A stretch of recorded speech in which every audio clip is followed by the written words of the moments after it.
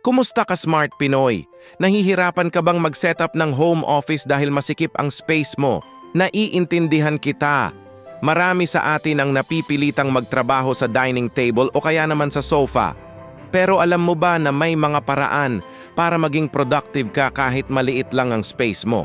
Ako rin dati nahirapan mag-focus sa work kasi magulo ang setup ko sa bahay. Kaya naman ngayon isi-share ko sa inyo ang mga natutunan kong home office hacks na talagang nagpabago ng productivity ko. Una sa lahat, mag-invest ka sa wall-mounted desk. Ito yung mesa na pwedeng i-fold kapag hindi ginagamit.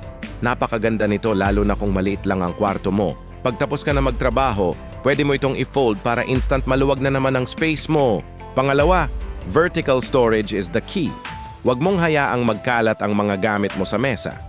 Maglagay ka ng wall shelves para organize lahat ng work materials mo.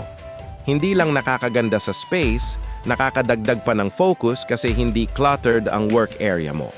Pangatlo, proper lighting is very important. Kung pwede, ilagay mo ang mesa mo malapit sa bintana para natural light. Pero kung hindi possible, mag-invest ka sa magandang desk lamp. Nakakatulong ito para hindi mapagod ang mga mata mo at mas matagal kang makakapag-focus sa work. Pang-apat, piliin mong mabuti ang kulay ng workspace mo.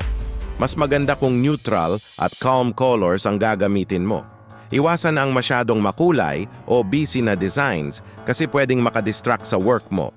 Remember, gusto nating gumawa ng environment na productive at hindi stressful. At ang pinaka-importante, ergonomic chair. Oo, medyo mahal siya pero consider it as investment sa health mo.